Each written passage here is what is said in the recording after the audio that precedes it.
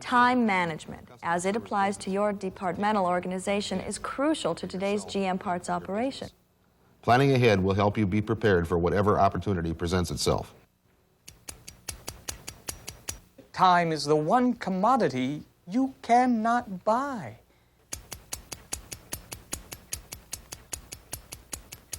High-tech time-saving devices are becoming increasingly more important in the parts department of the 90s. And has now developed into a highly valuable time saver.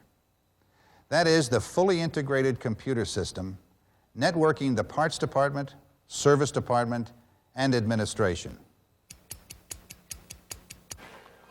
Did you ever notice how long it takes time management experts to answer a question?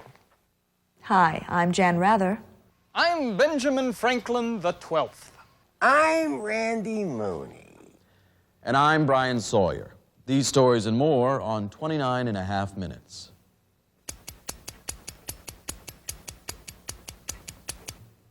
This Partsmart module is devoted to the proposition that time management is an important key to parts department success. We will identify for you some of the biggest time wasters in your business and offer some proven time management suggestions. Watching this video can help you become a more efficient and effective time user.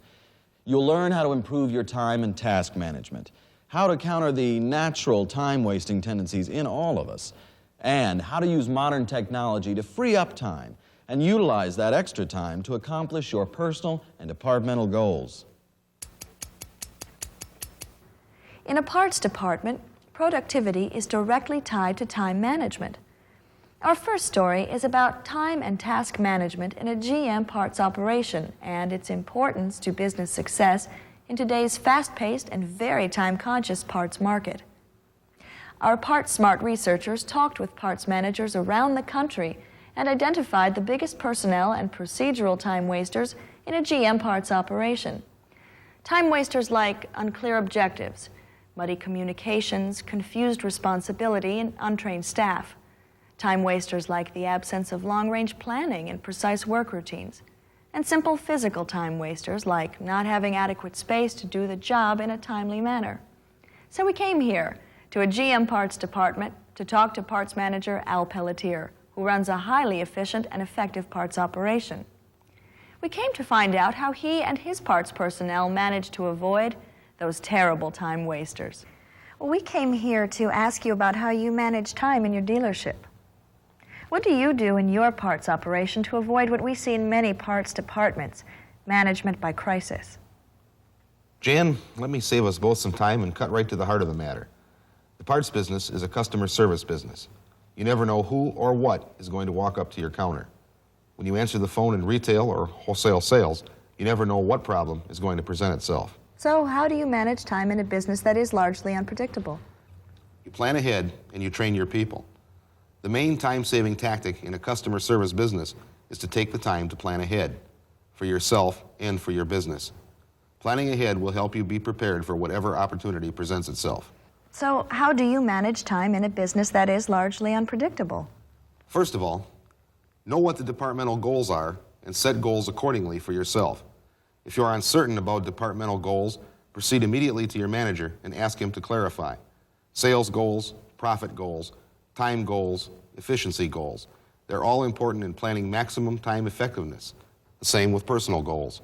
If you don't have any, you're just bouncing around, wasting time, with nowhere to go and no hurry to get there. Well, how does the lack of knowledge of departmental goals affect a worker's time management? If you don't have clear departmental and personal goals, you'll waste a lot of time going off in all directions at once. You'll waste even more time wondering on each little decision you make, whether it's the right decision or not. On the other hand, getting organized, setting clear goals and objectives is really the point in time at which you start managing your years, months, days, hours, and minutes. Another way to be prepared to handle the daily chaos at the counter is to be constantly learning and training yourself.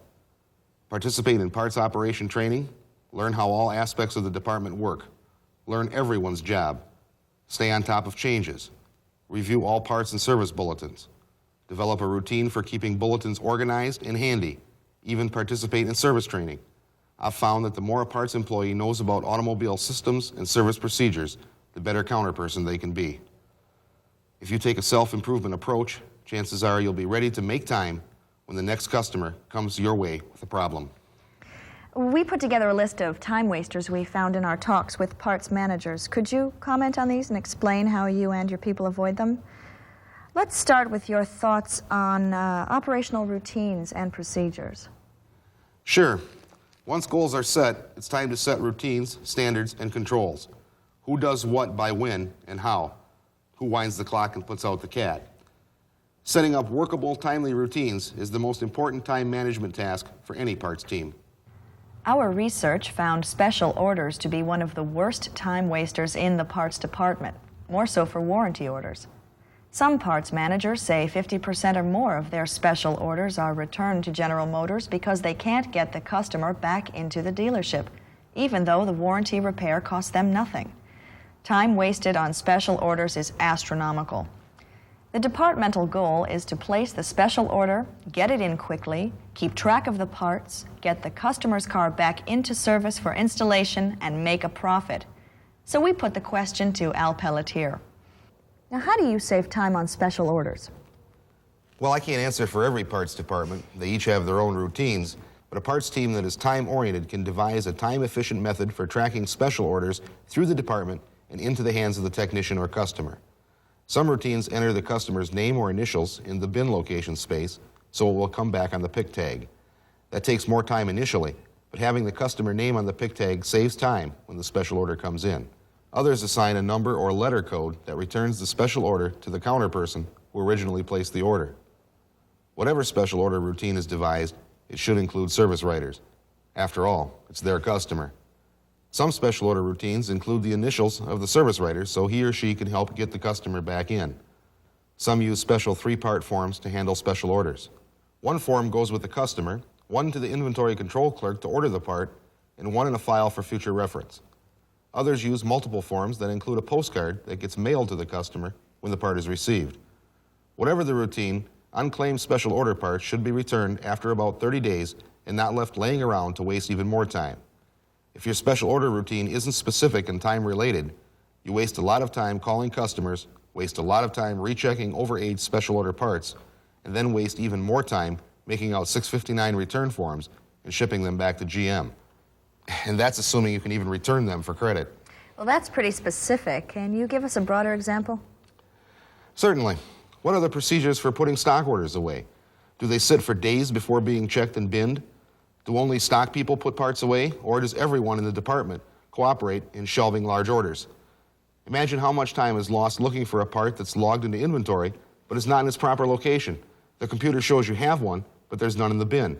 That part is sitting in the middle of a shipping cage that's sitting in the middle of other cages behind the dealership. All right, how much? Try 30 minutes for a picking routine that ought to take 30 seconds.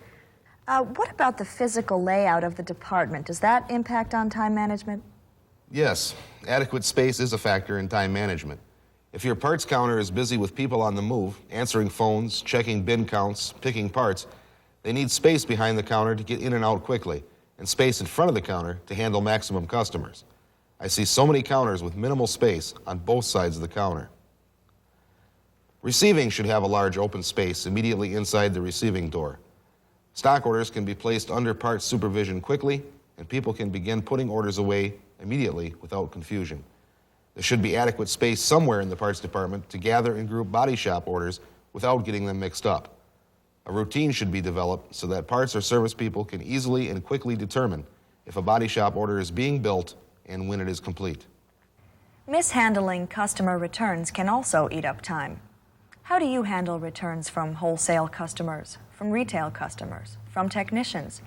Without tight routines in these areas, time can quickly get out of control. Receiving, ordering, posting lost sales, all these work routines should be looked at for time-saving potential. Lost sales is a good example. Sure, it takes time to post lost sales, but how about the time lost for you and the customer by special ordering the same part time and time again? One recommended routine is that 3 hits indicates movement, and the part should be ordered for stock. Of course, that decision's up to the parts manager. What about muddy communications? How does that waste time in parts, and how do you avoid losing time to it? Well, it goes back to setting up time-saving routines and then letting everyone in parts and service know precisely what they are. Then they can work together as a team to get the job done and save time doing it. What our parts manager was talking about is time leveraging, organizing others by getting yourself and your job tasks organized.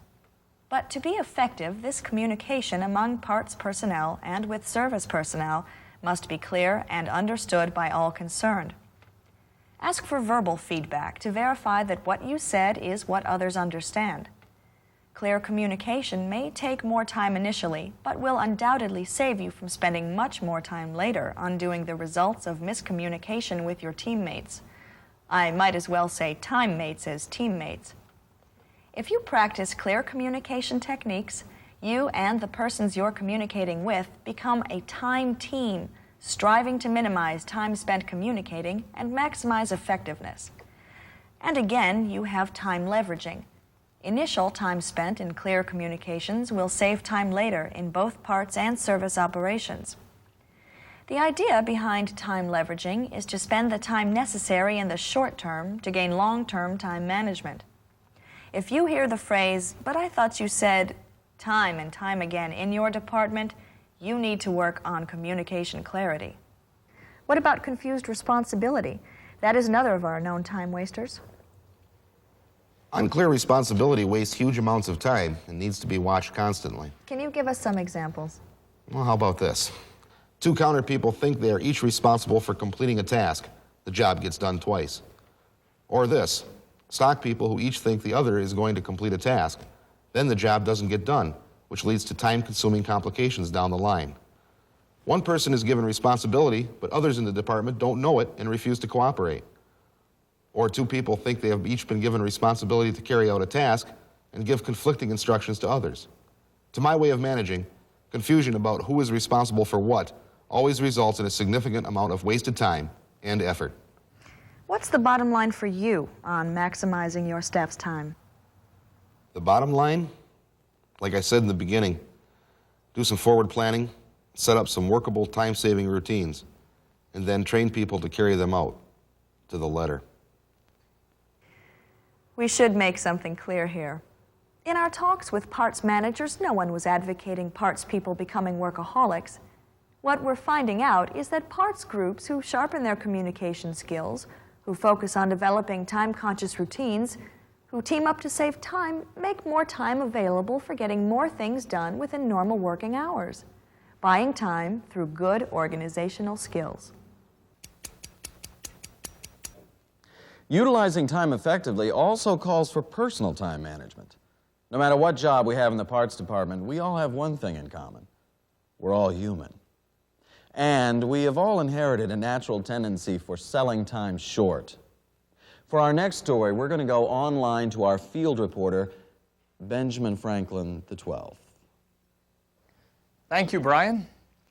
As my great-great-great-great-great-grandfather said many times, time is money. And maybe that's how he got his picture on this $100 bill. Miss Jan Rather was talking about buying time. Well, I think what my etc. Granddaddy Ben would have said is that time is the one commodity you cannot buy. Every person has all the time in the world, no more, no less. He always maintained that what's important is what you do with the time allotted to you. Think about that when you think about time. And Benjamin I practiced what he preached. In his life, he was a printer, author, publisher, diplomat, philosopher, and scientist, and still found time to help write our Declaration of Independence. So, on behalf of our 29.5 minutes audience, I've been looking into personal time wasters in the parts department to discover how that relates to productivity. Personal time wasters like disorganization, procrastination, shortage of self-discipline. Then there's trying too hard and leaving jobs unfinished.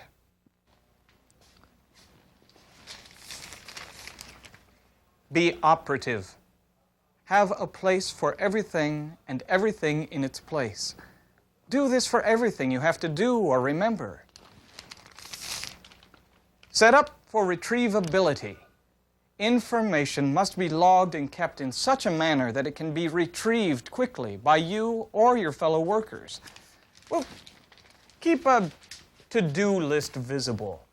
Keep a log of your immediate deadlines or current problems you're working on so you don't miss getting or making an important call or completing an important deadline. This log could be a simple listing that's posted on a clipboard or maybe taped to the wall near the phone. Or it can be a special things to do page in your work organizer.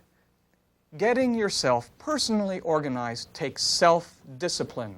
And self-discipline is at the core of personal time management. Oh, lack of self-discipline can be attributed to many things, such as illness, work stress, fatigue, boredom, or just plain laziness. If it is one or more of these reasons, corrective action should be taken. But what is more likely is a lack of awareness of the importance of time and how discipline can help you better utilize your time. In other words, selling time short. Which brings us to Grandfather Franklin's Declaration of Self-Discipline. First of all, make a commitment. Yes, decide to make self-discipline a habit with you. Keep this commitment foremost in your mind until it becomes a habit. At each phone call, each form to be filled out, each procedure to be followed, remind yourself to be thorough, complete, and accurate.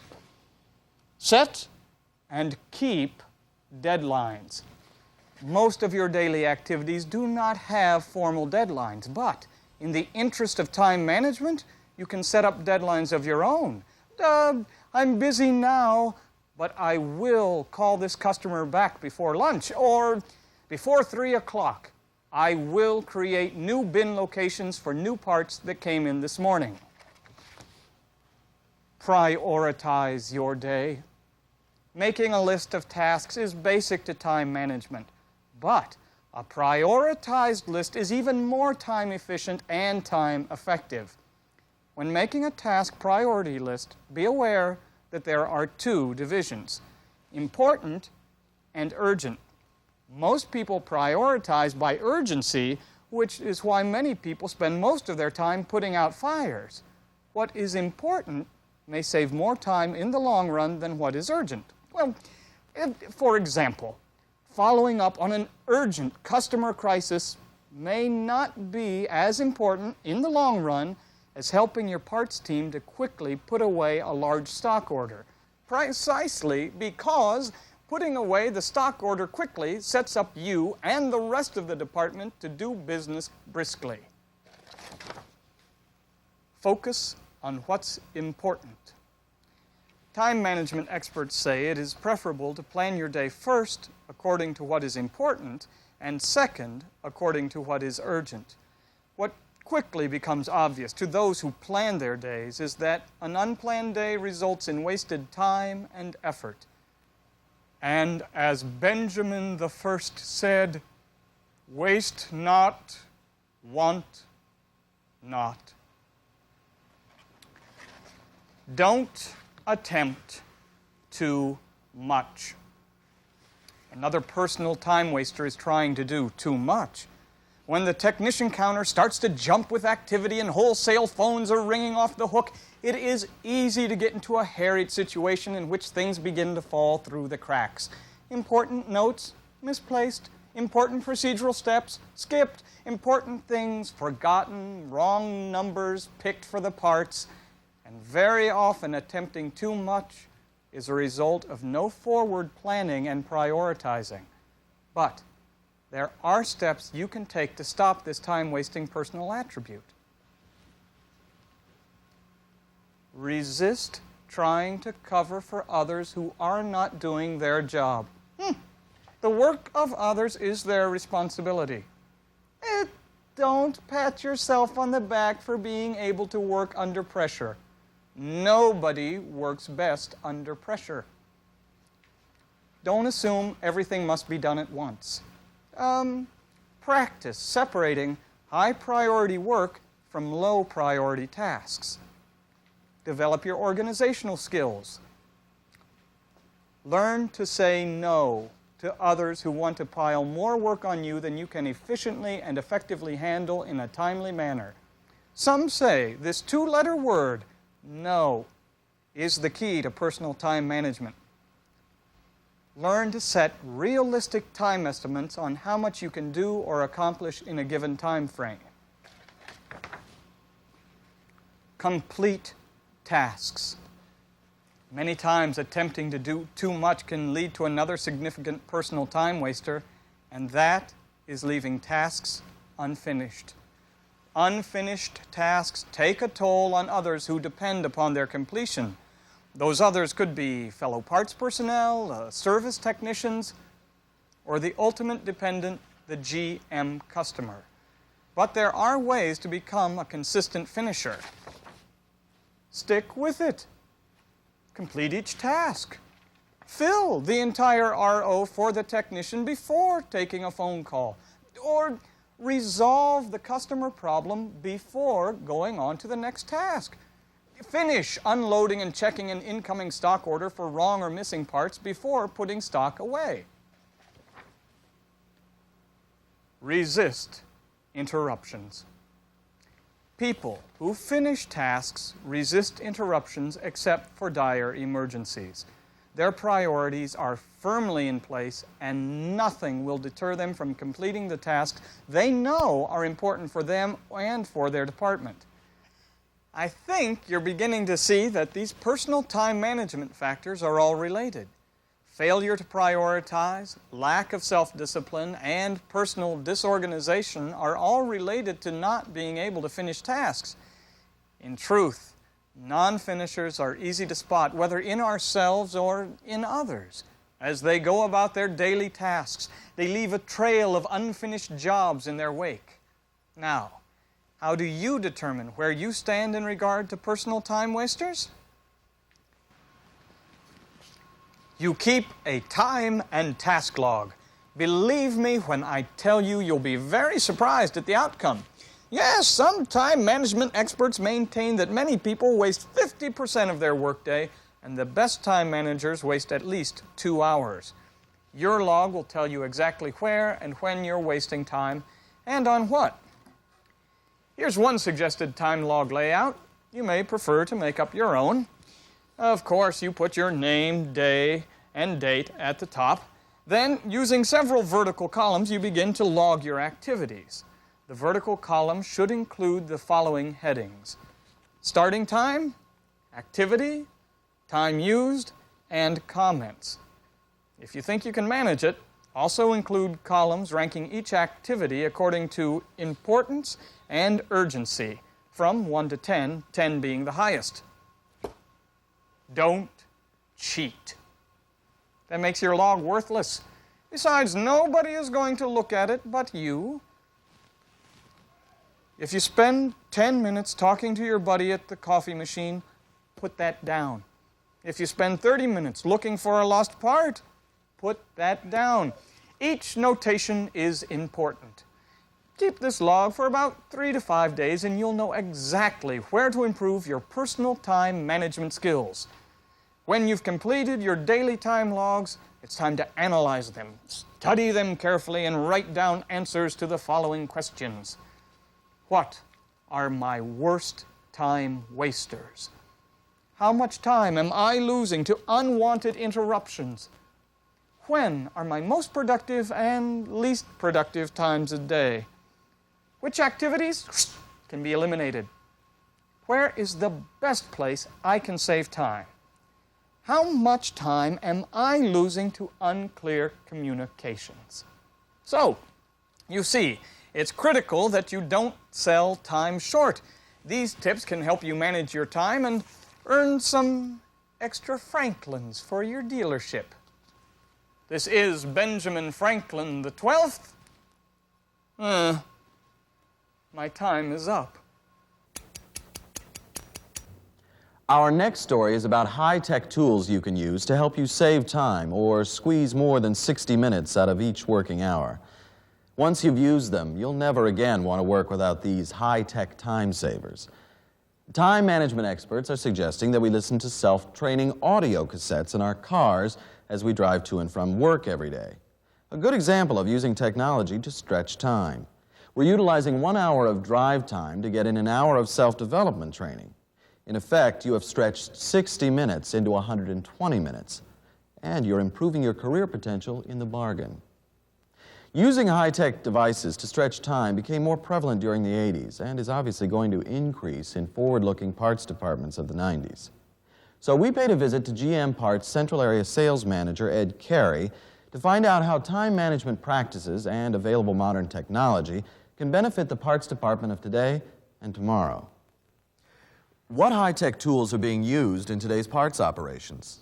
And how can this equipment help parts employees stretch time or be more effective in their use of available time? One relatively new tool that is fast becoming indispensable is the fax machine. In minutes, a 100-line order can be transferred to the parts department. And in the time it takes to make this transfer, the counterperson can be doing something else, like taking orders from other customers, doubling up on his time. Are there other ways the fax is being used? Yes, it's being used, for example, to fax catalog illustration pages to ensure the right part is called for. Some customers are not as familiar with GM products and require this kind of pictorial information to help them zero in on the exact parts they need. Before the fax capability, exact part number questions could only be solved by bringing the car or the part to the dealership or by sending the parts person to the customer's facility. Again, we accomplish in minutes what used to take hours. You know, in many dealerships, these fax transmissions are flying back and forth all day. That's why the parts department needs a dedicated fax machine located in the parts department. And we know from our research that the fax machine is fast becoming a necessary tool in all customer facilities doing auto repair business. What other high-tech equipment is being used in forward-looking parts departments? The cordless phone. It's been around for some time, but parts departments are starting to put it to use at the counter and other workstations within the parts department. With the cordless phone, you can talk to your customer while you walk back to check on the availability of a part. How is high-tech communication affecting the delivery driver's job? Well, the delivery job is gaining importance, and with it, the need for constant communication. It used to be that the driver would be out of touch while he was on the delivery route, and it really didn't matter because the information system itself was pretty slow. Now, information transfer is so instantaneous that the department can contact the driver to reroute him to pick up emergency parts or to assist some dealership or wholesale customer further down his route. All right. What about the new locator systems? Some parts managers say that in their operation, they couldn't live without them. The main benefit of the locator systems is the tremendous amount of times they save in locating parts required for emergency services. Before these data banks existed, finding emergency parts was a very time-consuming process of making dozens of trial phone calls to other dealerships. With the parts locator systems, the part is usually found in one call. Let me ask you this. What is the biggest, most important high-tech time-saving electronic device being used in today's parts operations? Well, Brian, it's something that's been evolving in dealerships and parts departments for some years and has now developed into a highly valuable time saver. That is the fully integrated computer system networking the parts department, service department, and administration. Furthermore, it includes service department access to the GM Parts electronic catalog and RO information. And I mean technicians as well as service writers and body shop personnel. We are talking here about a system in which customer vehicle information is entered into the system in several ways, either at the time of a new or used car sale or when a service customer has the first encounter with a service writer. This customer vehicle file, once initiated, can be accessed by all dealership departments and includes, among other things, all repair order and parts order information. This customer RO file data is cross-referenced to be accessed from several different aspects.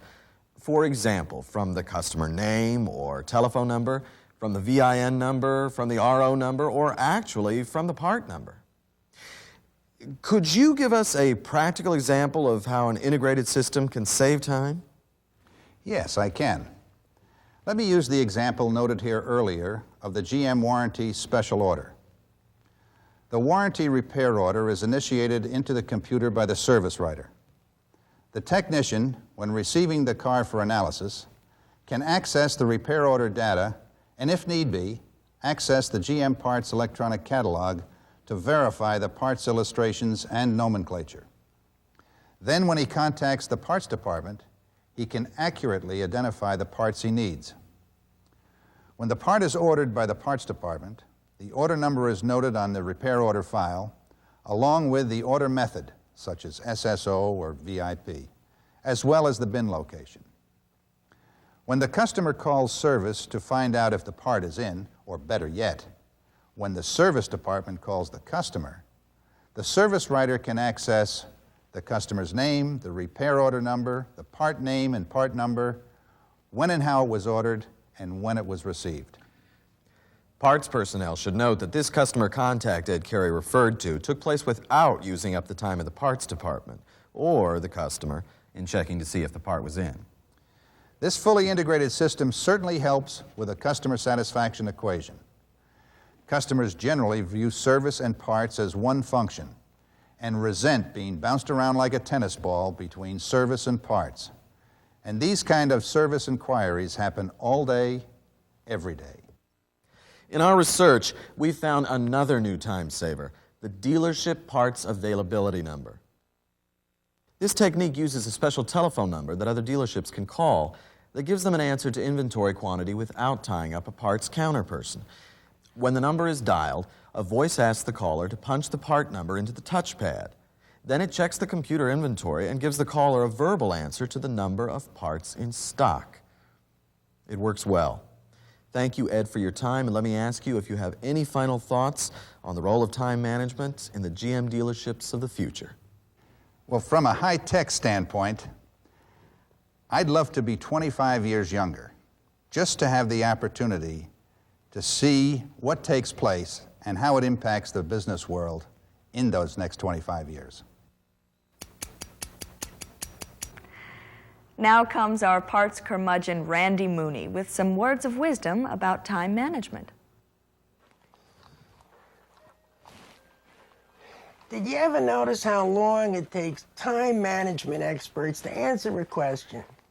I had the occasion recently to ask a time management expert to be part of our training module. Send me a letter, he said, which is about the slowest possible communication method today. Then he said he would get back to me with an answer in 3 to 4 weeks.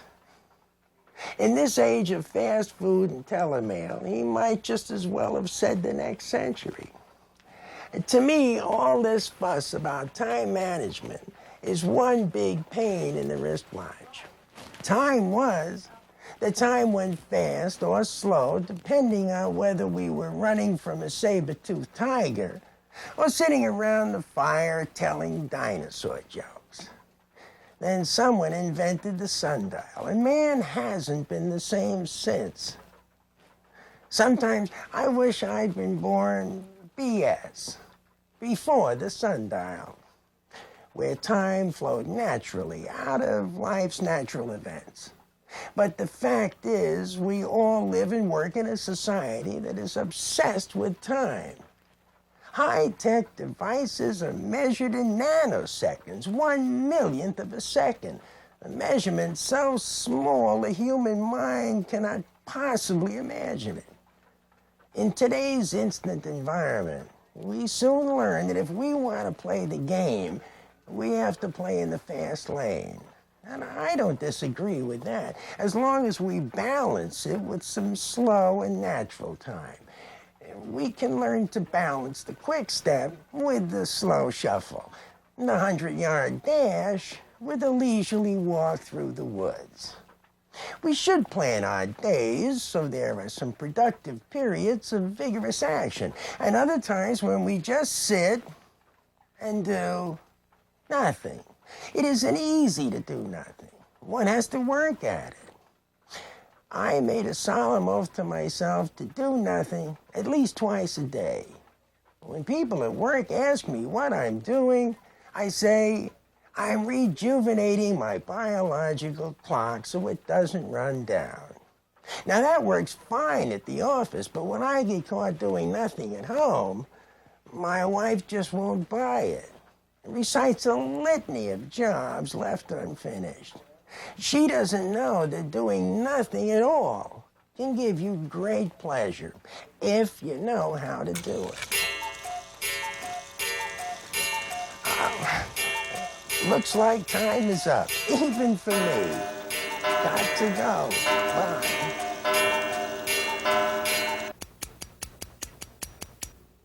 Well, that's it for this edition of 29.5 Minutes. We hope you've learned something about the value of your time. I hope you've gained some knowledge that will help you sharpen your time management skills and improve your productivity on the job and in the rest of your life. We leave you with the words of Ben Franklin.